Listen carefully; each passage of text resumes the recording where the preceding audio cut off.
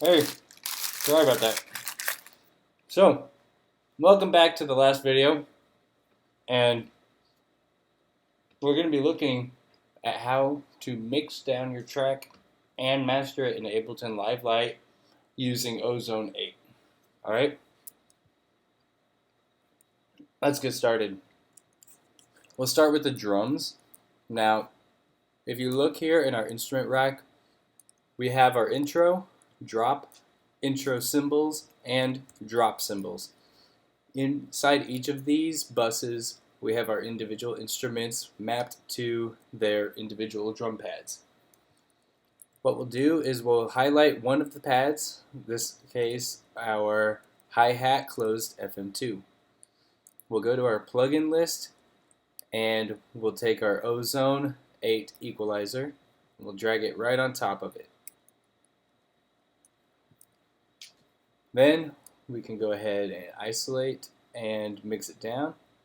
Let's see, we are in the drop cymbals, so let's play the drop.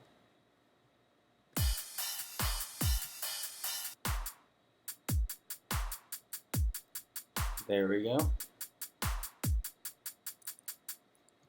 Alright, so we can high pass and we'll turn that to a 24 slope.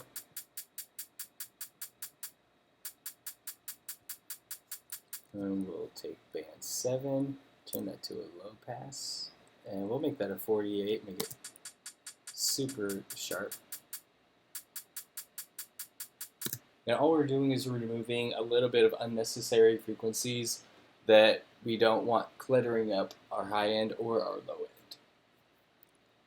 And that's pretty much the entire process that you're going to use, and that's what makes using these instrument racks so effective, is that you can still treat each drum pad or each layer in a MIDI instrument rack like it's its own channel.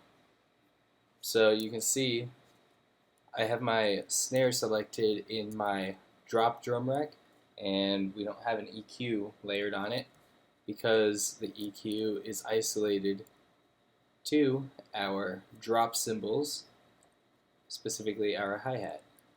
Once we've mixed down our drop and intro drums, we'll probably want to do some bus compression to even them out a little bit, and we'll go ahead and do that right now.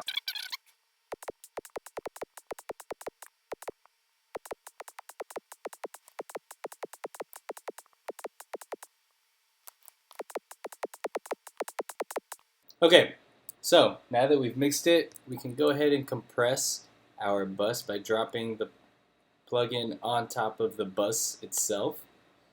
And so you can see how there's this separation. It's on the outside of the bus.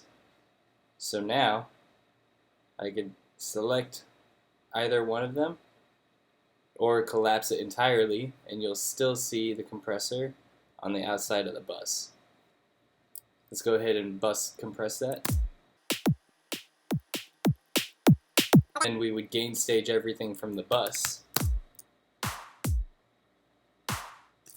And that's essentially how you would mix down your entire track, going bus by bus within each instrument rack or drum rack, and cleaning up your track, removing all the unnecessary frequencies, and then compressing, gain staging, and the instrument racks work just as effectively as having individual channels for them. I hope you've had fun watching this series. Now, to close it out, I want to show you a track that I've done that is extremely polished, and I think it shows a lot of potential for how you can utilize Live LITE and get the most from a small budget production setup. So let's take a look. Okay guys, so this is the track that I polished up, and it sounds a little bit different from the one that we've been working on, but I think it's a good representation of what you can do in Live LITE. Now you see I've got 1, 2, 3, 4, 5, 6, 7 instruments. Actually, let's see, 1, 2, 3, 4, 5, 6, 7, 8. So I'm using all 8 channels that Live would let you use. I've just got this one creating a bus on the outside, and I've got my 2 intro instrument racks bust as well. But let's go ahead and take a listen to it and see what a finished product might sound like.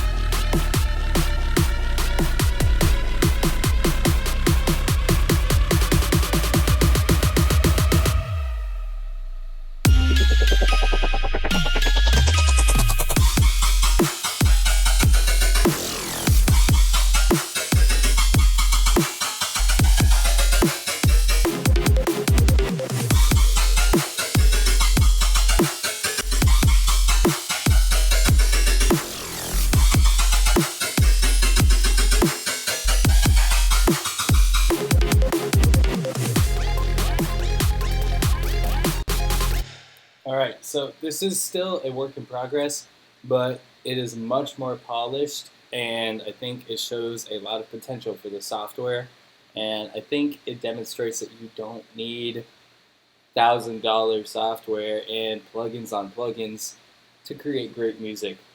At most, you need to spend maybe $150 to get the audio workstation and the software, and then $20 to $30 a month on Splice to get Serum, Ozone 8, and maybe an extra $10 for a Splice subscription to get yourself some good sample packs to get you going. So, thank you guys for watching this series. I sincerely hope you enjoyed watching it, and I hope you learned a lot from watching it. Please consider liking and subscribing to all my videos. I will be posting more content in the future. And until then, peace. I almost forgot. I mentioned that we were going to look at how to master in Ableton Live LITE using Ozone 8. So let's do that.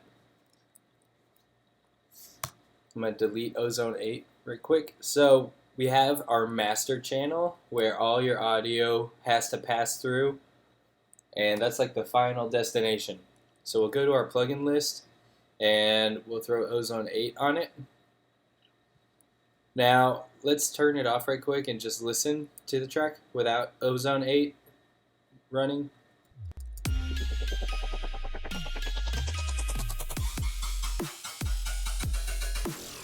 So it's significantly quieter, and I think besides making it louder, we can make it sparkle just a little bit more. So let's go ahead and look at what it loads up automatically. Equalizer, dynamics, and maximizer. This is a great starting point if you don't know a whole lot about mastering, because you can just apply a few balance techniques to make it sit well in your ears. Let's go ahead and just master it so that the drop sounds good. And this is not by any means a crash course in mastering. This is just to show you how to get some effective results quickly while you're learning how to go about mastering your music.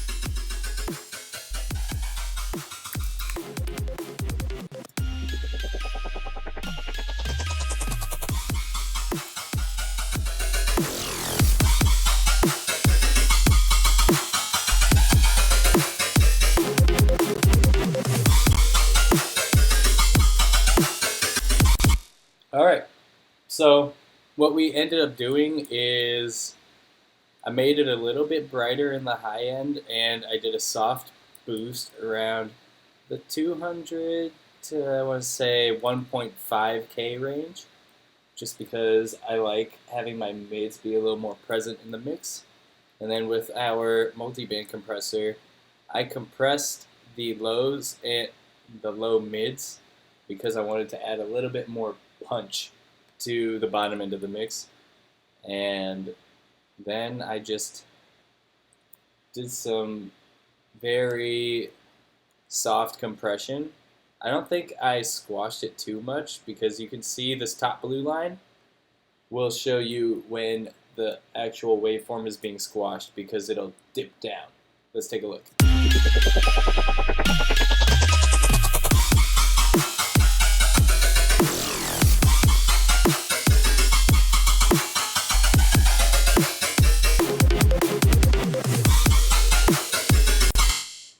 So yeah, there's a lot of space where the track isn't being compressed at all, which means we still have a very strong dynamic range. And that's something you want to try and retain when you're mastering your tracks. Okay, now this series is officially done. And like I said, thanks for watching, and I'll see y'all next